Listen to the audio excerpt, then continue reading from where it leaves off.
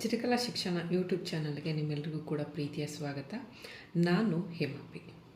ಇವತ್ತು ಒಂದು ಹೊಸ ವಿಷಯದ ಜೊತೆಗೆ ಬಂದಿದ್ದೀನಿ. ಸುಮಾರು ತಿಂಗಳ ಸುಮಾರಿತನದ ನಂತರ ಈ ವಿಡಿಯೋವನ್ನು ಮಾಡ್ತಾಯಿದ್ದೀನಿ. ಈ ಪುಸ್ತಕ ನನ್ನ ಕೈ ಸೇರಿ ಸುಮಾರು ತಿಂಗಳ ಆಯಿತು. ಈ ಪುಸ್ತಕವನ್ನು ಕಳಿಸಿದಂಥ ಲೇಖಕರು ಪುಸ್ತಕವನ್ನು ಓದಿ ನನ್ನ ಅಭಿಪ್ರಾಯವನ್ನು ತಿಳಿಸ್ಲಿಕ್ಕೆ ಕೇಳಿದರು.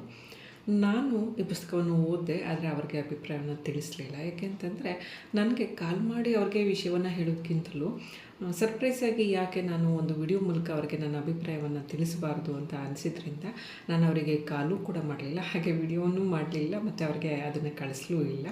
ಸೊ ಹೀಗೆ ಒಂದು ವಾರದಿಂದಲೂ ಇದು ಯಾಕೋ ಕಾಡ್ಲಿಕ್ಕೆ ಶುರುವಾಯಿತು. ಹಾಗಾಗಿ ಇವತ್ತು ಮೈ ಕೊಡ್ವಿ, ಇವತ್ತು ಈ ಕೆಲಸವನ್ನು ಈ ಕಾರ್ಯವನ್ನು ಮಾಡಲೇಬೇಕು ಅಂತ ಹೇಳಿ ಕೂತಿದ್ದೀನಿ. ಬನ್ನಿ, ನನ್ನ ಬುಕ್ ಟಾಕ್ನಲ್ಲಿ ಇವತ್ತು ಮೊಟ್ಟ ಮೊದಲ ಒಂದು ಪುಸ್ತಕದ ಒಂದು ವ್ಯೂವನ್ನು ನೋಡ್ಕೊಂಬರೋಣ. ಬನ್ನಿ.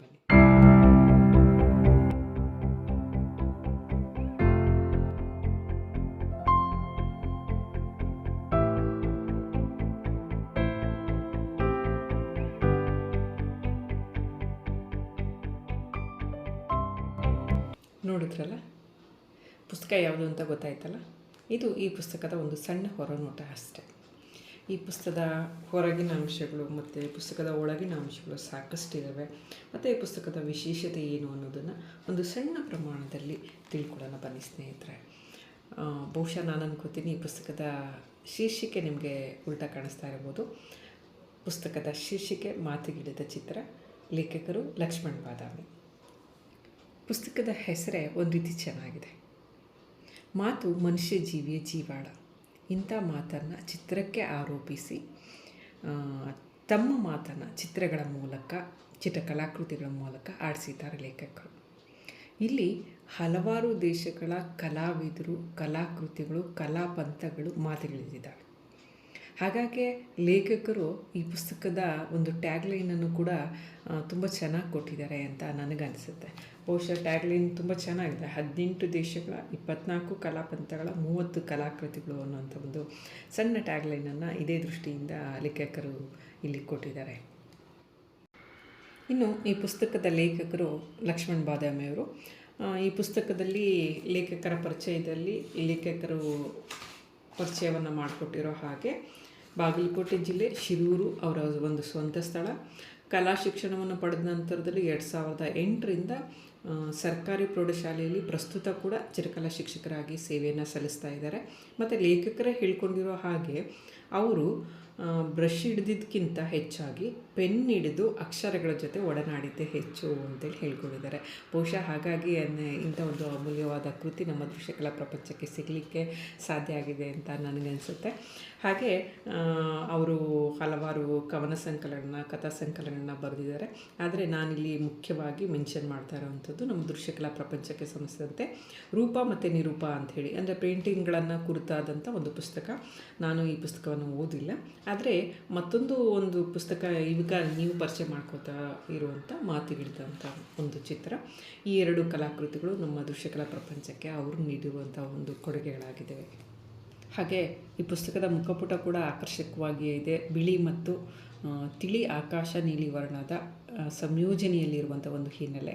ಹಾಗೆ ಅದರ ಮೇಲೆ ಒಂದು ಆಕರ್ಷಕವಾದಂಥ ಶೈಲಿನಲ್ಲಿ ಸುರೇಶ ಅರ್ಕಸಾಲಿಯವರು ಆ ಪುಸ್ತಕದ ಶೀರ್ಷಿಕೆಯನ್ನು ಬರೆದಿದ್ದಾರೆ. ಹಾಗೆ ಪುಸ್ತಕದ ಮೇಲ್ಭಾಗದಲ್ಲಿ ಕೂಡ ಲೇಖಕರ ಒಂದು ಕಲಾಕೃತಿಯನ್ನು ಅಳವಡಿಸ್ಕೊಳ್ಳಲಾಗಿದೆ. ಇದಿಷ್ಟು ಮುಖಪಟಕ್ಕೆ ಸಂಬಂಧಿಸಿದಂತೆ ಹೇಳೋದಾದರೆ, ಇನ್ನು ಹಿಂಬದಿ ಪುಟಕ್ಕೆ RS ಆಂಜನೇಯ ನಾಯ್ಕ ಅವರು ಬರೆದಿರುವಂಥ ಒಂದು ಭಾವಚಿತ್ರ, ಲೇಖಕರದೇ ಒಂದು ಭಾವಚಿತ್ರವನ್ನು ಅಳವಡಿಸ್ಕೊಳ್ಳಲಾಗಿದೆ. ಅದರ ಕೆಳಭಾಗದಲ್ಲಿ KV ಸುಬ್ರಹ್ಮಣ್ಯ ಅವರು ಮುನ್ನುಡಿಯಲ್ಲಿ ಬರೆದಿರುವಂಥ ಒಂದು ಪ್ಯಾರಾಗ್ರಾಫನ್ನು ಆಯ್ಕೆ ಮಾಡಿಕೊಂಡು ಅಳವಡಿಸ್ಕೊಂಡು ರಚನೆ ಮಾಡಲಾಗಿದೆ. ಒಟ್ಟಾರೆಯಾಗಿ ಪುಸ್ತಕದ ಮುಖಪುಟ ಮತ್ತು ಹಿಂಬದಿ ಪುಟಗಳು ಕೂಡ ಆಕರ್ಷಕವಾಗಿಯೇ ರಚನೆಗೊಂಡಿದ್ದಾವೆ ಅಂತೇಳಿ ಹೇಳಬಹುದು. ಪುಸ್ತಕದ ಹೊರಕವಚ ಮತ್ತು ಒಳಪುಟಗಳು ಗುಣಮಟ್ಟದಿಂದ ಕೂಡಿದ್ದಾವೆ. ಉತ್ತಮ ಗುಣಮಟ್ಟದ ಹಾಳೆಗಳನ್ನು ಬಳಸಿರೋದ್ರಿಂದ ಬಳಸಿದಂಥ ಚಿತ್ರಗಳು ಉತ್ತಮವಾಗಿ ಮುದ್ರಣಗೊಂಡಿವೆ ಅಂತಲೇ ಹೇಳ್ಬೋದು. ಲೇಖಕರು ಗುಣಮಟ್ಟದಲ್ಲಿ ರಾಜಿ ಮಾಡಿಕೊಳ್ಳದೆ ಹೊರ ಮತ್ತು ಒಳಪುಟಗಳು ಉತ್ತಮವಾಗಿ ಮೂಡಿ ಬರೋದರಲ್ಲಿ ಶ್ರಮಿಸಿದ್ದಾರೆ. ಹಾಗಾಗಿಯೇ ಬೆಲೆ ನೋಡಿದ ತಕ್ಷಣ ತುಸು ಹೆಚ್ಚು ಅಂತ ಅನಿಸಿದ್ರೂ ಕೂಡ ಒಟ್ಟಾರೆ ಪುಸ್ತಕ ಗುಣಮಟ್ಟದಿಂದ ಬರಬೇಕು ಅನ್ನುವಂಥ ಕಾಳಜಿ ನಮಗಿಲ್ಲಿ ಕಾಣುತ್ತೆ. ಹಾಗಾಗಿ ಲೇಖಕರು ಗುಣಮಟ್ಟದಲ್ಲಿ ರಾಜಿ ಮಾಡಿಕೊಳ್ಳೋದಕ್ಕೆ ಹೋಗಿಲ್ಲ. ಇನ್ನು ಪುಸ್ತಕದ ಒಳಭಾಗಕ್ಕೆ ಬಂದರೆ ಮೊದಲಿಗೆ ಲೇಖಕರ ಪರಿಚಯವನ್ನು ನೋಡ್ಬೋದು. ನಂತರ ಕೆ.ವಿ. ಸುಬ್ರಹ್ಮಣ್ಯಂ ರವರು ಸುದೀರ್ಘವಾದ ಮುನ್ನುಡಿಯನ್ನು ಈ ಪುಸ್ತಕಕ್ಕೆ ಬರೆದಿದ್ದಾರೆ. ಸಾಮಾನ್ಯವಾಗಿ ನಾವು ಎಲ್ಲ ಪುಸ್ತಕಗಳಲ್ಲಿ 10ರಿಂದ 12 ಲೈನ್ಗಳಲ್ಲಿ ಮುನ್ನುಡಿ ಮುಗಿದಿರೋದನ್ನು ನೋಡ್ತೇವೆ. ಆದರೆ ಇಲ್ಲಿ ಕೆ.ವಿ. ಸುಬ್ರಹ್ಮಣ್ಯಂ ಅವರು ಈ ಪುಸ್ತಕಕ್ಕೆ ಒಂದು ಬಹಳ ಸುದೀರ್ಘವಾದ ಮುನ್ನುಡಿಯನ್ನೇ ಬರೆದಿದ್ದಾರೆ. ಹಾಗೆ ಒಳಗೆ ಇರುವಂಥ ಪುಟಗಳಿಗೆ ಹೋದರೆ ನಾವು ಇಲ್ಲಿ ಸುಮಾರು 30+3 ಬಿಡಿ ಬರಹಗಳು, ಬಣ್ಣವನ್ನು ನಂಬಿದವರ ಬದುಕು, ಕಲಾಕೃತಿಗಳ ಅಂತರಾಳದ ಮಾತು, ಕಲಾಪಂಥಗಳು, ಅವುಗಳ ಕಲಾಪಥಗಳು ಕುರಿತಾದಂಥ ಮಾತು ಕಥೆಯನ್ನು ಈ ಲೇಖನಗಳಲ್ಲಿ ನಾವು ನೋಡ್ಬೋದು. ಇಲ್ಲಿ ಈಗಾಗಲೇ ನಮಗೆ ಪರಿಚಿತ, ಚಿರಪರಿಚಿತ, ಅಪರಿಚಿತವಾದ ಎಲ್ಲ ಕಲಾಕೃತಿ ಕಲಾವಿದರ ಬಗ್ಗೆ ಲೇಖನ ಇದೆ. ಒಳ್ಳೊಳ್ಳೆ ಶೀರ್ಷಿಕೆಯನ್ನುಳ್ಳಂಥ ಲೇಖನಗಳ ಮಾಲೆಯನ್ನೇ ಓದುಗದವರುಗಳಿಗೆ ಅರ್ಪಿಸಿದ್ದಾರೆ ಲೇಖಕರು. ಸುಮ್ಮನೆ ನಿಮ್ಮ ಕುತೂಹಲಕ್ಕೆ ಇರಲಿ ಅಂತ ಒಂದೆರಡು ಲೇಖನಗಳ ಹೆಸರನ್ನು ಹೇಳ್ತೀನಿ ಕೇಳಿ. ಗೌಳಿಗಿತ್ಯ ಮೌನ ಜಾಗರಣೆ, ಕತ್ತಲೆಯ ಅಳತೆಗಾರ, ನೆಲದ ಋಣ ಬಯಲ ಧ್ಯಾನ. ಎಷ್ಟು ಚೆನ್ನಾಗಿದೆ ಅಲ್ಲ, ಶೀರ್ಷಿಕೆಗಳೇ ಬಹಳ ಚೆನ್ನಾಗಿದೆ ಅಂತ ಅನಿಸುತ್ತೆ ನನಗೆ. ಹೀಗೆ ಪಟ್ಟಿ ತುಂಬ ಇದೆ. ಈ ಎಲ್ಲ ಶೀರ್ಷಿಕೆಗಳನ್ನು ಓದ್ತಾ ಕೇಳ್ತಾ ಇದ್ದರೆ ಇವು ಕಲೆಯ ಕುರಿತಾದ ಲೇಖನಗಳು ಅಂತ ಅನಿಸ್ದೆ ನಮ್ಮದೇ ನೆಲದ ಕಥೆಗಳಿಗೆ ಇಟ್ಟಿರುವಂಥ ಹೆಸರುಗಳ ರೀತಿ ಭಾಸ ಆಗುತ್ತೆ ನನಗೆ. ಲೇಖನಗಳ ಹೆಸರು ಕೇಳಿದ್ರೆ ಸಾಕಾ? ಯಾವುದಾದ್ರೂ ಒಂದೆರಡು ಲೇಖನಗಳ ಒಳಗೆ ಏನಿದೆ ಅಂತ ನೋಡೋಣ ಬನ್ನಿ.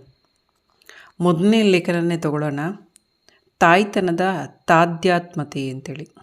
ಸಾಮಾನ್ಯವಾಗಿ ಲಿಯೋನಾರ್ಡೋ ಡ ವಿಂಚಿ ಅಂತಂದರೆ ಮೊನಾಲಿಸಾ ಅಂದರೆ ಲಿಯೋನಾರ್ಡೋ ಡ ವಿಂಚಿ ಎಂಬಂತೆ ಆಗಿದೆ. ನಮಗೆ ಆತನ ಇನ್ನಿತರ ಕಲಾಕೃತಿಗಳ ನೆನಪೇ ಆಗೋದಿಲ್ಲ. ಅಷ್ಟರ ಮಟ್ಟಿಗೆ ಮೊನಾಲಿಸಾ ನಗು ಮೋಡಿ ಮಾಡಿದೆ ನಮ್ಮನ್ನು. ಆದರೆ ಇಲ್ಲಿ ಲೇಖಕರು ಆ ನಗುವಿನ ಮೋಡಿಗೆ ಸಿಗದೆ ನಾವು ಮರೆತಂಥ ವಿಂಚಿಯ ಮಡೋನಾಲಿಟಾ ಅನ್ನುವಂಥ ಒಂದು ಕಲಾಕೃತಿಯ ಜೊತೆಗೆ ಮಾತಿಗಿಳಿದು ಮಾತಾಡಿಸ್ತಾರೆ. ಅವರದೇ ವಾಕ್ಯಗಳಲ್ಲಿ ಓದ್ತೀನಿ ನಾನು. ಭಾವ ಬದಲಾಗದಲೇ ಇರಲಿ ಅಂತ. ಮೇರಿ ತನ್ನ ಮಗು ಯೇಸುವಿಗೆ ಹಾಲುಡಿಸ್ತಾ ಇದ್ದಾಳೆ. ಯಾವುದೇ ತಾಯಿಯೊಬ್ಬಳ ಮಹತ್ವದ ಧರ್ಮ ಅಂತಂದರೆ ತನ್ನ ಮಗುವಿಗೆ ಹಾಲುಡಿಸೋದೇ ಆಗಿದೆ. ಈ ಕಾರ್ಯ ಅದೆಷ್ಟು ಸಂತೃಪ್ತಿಕರವಾದುದು ಎಂಬುದನ್ನು ಮೇರಿಯ ಮುಖಚರ್ಯೆಯಲ್ಲಿ ಗಮನಿಸಬಹುದಾಗಿದೆ. ಮಗುವನ್ನು ತದೇಕಿಸುತ್ತಿರುವಂಥ ಮೇರಿ, ಹಾಲು ಇರುತ್ತಿರುವ ಮಗು, ಇಬ್ಬರಲ್ಲೂ ಒಂದೇ ಧಾರೆ ಹರಿದು ಏಕೀಭಾವವಾದಂತೆ ಕಾಣಿಸುತ್ತದೆ. ಮಾತೆಯ ಪರಿಶುದ್ಧ ವಾತ್ಸಲ್ಯವು ಅನಂತವಾದುದು. ಇದರ ಬಿಂಬ ಪ್ರತಿಬಿಂಬಗಳನ್ನು ತಾಯಿ ಮಗು ಇಬ್ಬರಲ್ಲೂ ಕಾಣಬಹುದು. ಕಲಾಕೃತಿಯ ಚಂದದ ನಿರೂಪಣೆ, ಕಲಾಕೃತಿಯಲ್ಲಿನ ತಾಯಿ ಮಗು ಇಬ್ಬರ ಭಾವ ಬಿಂಬಗಳನ್ನು ಹಾಗೆ ಕಲಾವಿದನ ಪರಿಚಯವನ್ನು, ಪುನರುಜ್ಜೀವನ ಕಾಲದ ವಿವರಣೆಯೂ ಸೇರಿದಂತೆ ಈ ಲೇಖನ ವಿನ್ಯಾಸಗೊಂಡಿದೆ. ಹಾಗೆ ಮುಂದುವರೆದು ಇವರು ಶಿಲ್ಪಗಳ ಜೊತೆಗೂ ಮಾತಿಗಿಳಿದಿದ್ದಾರೆ. ಪ್ರತಿಮೆ 2 ಸೌಂದರ್ಯ 1 ಅನ್ನುವಂಥ ಒಂದು ಶೀರ್ಷಿಕೆಯ ಲೇಖನದಲ್ಲಿ ಅಹಿಂಸೆಯನ್ನೇ ಆದ್ಯರ್ಪಿಸಿಕೊಂಡ 2 ವ್ಯಕ್ತಿತ್ವಗಳ ಶಿರೋಶಿಲ್ಪಗಳ ತಾತ್ವಿಕತೆಯ ಕುರಿತಂಥ ಒಂದು ವಿವೇಚನೆ ಇಲ್ಲಿದೆ. ಬುದ್ಧ ಬಾಹುಬಲಿಯರ ಮೊಗದಲ್ಲಿನ ಅಸಾದೃಶ ಕಳೆ, ಸಾತ್ವಿಕ ಚೆಲುವು, ಸೌಮ್ಯತೆ, ಕಂಡೂ ಕಾಣದಂಥ ಮಂದಹಾಸ, ಬೌದ್ಧ ಜೈನ ಧರ್ಮಗಳ ಮೂಲ ಮಂತ್ರಗಳಾದಂಥ ತ್ಯಾಗ, ಅಹಿಂಸೆಗಳು ಆಕಾರ ಪಡೆದು ಈ ಪ್ರತಿಮೆಗಳಲ್ಲಿ ನೆಲೆಗೊಂಡಿದೆ ಅನ್ನೋ ರೀತಿಯಲ್ಲಿ ತುಂಬ ಚೆನ್ನಾಗಿ ನಿರೂಪಿಸಿದ್ದಾರೆ ಲೇಖಕರು. ಒಟ್ಟಾರೆಯಾಗಿ ಹೇಳೋದಾದರೆ ಇಡೀ ಪುಸ್ತಕದಲ್ಲಿ ಸರಳತೆಗೆ ಹೆಚ್ಚಿನ ಮಹತ್ವವನ್ನು ನೀಡಲಾಗಿದೆ. ನಮ್ಮದೇ ಮಾತೃಭಾಷೆಯಲ್ಲಿದೆ. ಅಲ್ಲಲ್ಲಿ ಸಂಕೀರ್ಣ ವಾಕ್ಯಗಳ ಪ್ರಯೋಗ ಇದ್ದಾಗ್ಯೂ ಕೂಡ ಸರಳತೆಗೆ ಹೆಚ್ಚಿನ ಮಹತ್ವವನ್ನು ನೀಡಿ ಇಲ್ಲಿನ ಲೇಖನಗಳು ರೂಪುಗೊಂಡಿವೆ ಅಂತೇಳಿ ಹೇಳ್ಬೋದು. ಒಂದು ರೀತಿಯಲ್ಲಿ ಕಲಾಸಕ್ತ ಭಕ್ತರಿಗೆ ಮಾತಿಗಿಳಿದ ಚಿತ್ರ ಮಿಲ್ಕ್ ಶೇಕ್ ಇದ್ದಂತೆ ಅಂತಂದರೆ ತಪ್ಪಾಗಲ್ಲ ಅಂತ ಅನಿಸುತ್ತೆ. ಸಿಪ್ ಬೈ ಸಿಪ್ ನಾವು ಜ್ಯೂಸನ್ನು ಸಿಪ್ ಮಾಡೋ ರೀತಿಯಲ್ಲೇ ದಿನ ಒಂದೊಂದೇ ಲೇಖನಗಳನ್ನು ಆರಾಮಾಗಿ ಓದ್ಬೋದು ಅಂತ ನನಗನ್ಸುತ್ತೆ. ಮನೆಯಲ್ಲಿ ಹೊಸ್ದಾಗಿ ಮಗು ಹುಟ್ಟಿದ್ರೆ ಎಷ್ಟು ಸಂಭ್ರಮ ಇರುತ್ತೋ, ಎಷ್ಟು ಖುಷಿ ಇರುತ್ತೋ ಅಂಥದ್ದೇ ಖುಷಿ, ಅಂಥದ್ದೇ ಸಂಭ್ರಮ ನನಗೆ ದೃಶ್ಯ ಕಲಾಕ್ಷೇತ್ರದಲ್ಲಿ ಹುಟ್ಟುವಂಥ ಈ ಸಾಹಿತ್ಯ ಕೃತಿಗಳನ್ನು ಕಂಡಾಗ ಮತ್ತು ಕೊಂಡಾಗ.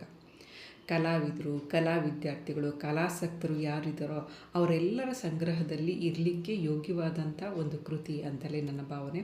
ಮತ್ತು ಇಡೀ ಕೃತಿಯನ್ನು ಒಮ್ಮೆಗೆ ಓದಬೇಕು ಅಂತ ಏನಿಲ್ಲ, ಸಾವಕಾಶವಾಗಿ ಸಾವಧಾನವಾಗಿ ಓದಬಹುದು. ಓದುವಂಥ ಮನಸ್ಥಿತಿ ಬೇಕು ಅಷ್ಟೇ. ಸೊ ಇಂಥ ಒಂದು ಅಮೂಲ್ಯ ಕೃತಿಯನ್ನು ನಮಗೆ ಕೊಟ್ಟಿದ್ದಕ್ಕಾಗಿ ಥ್ಯಾಂಕ್ ಯು ಸರ್.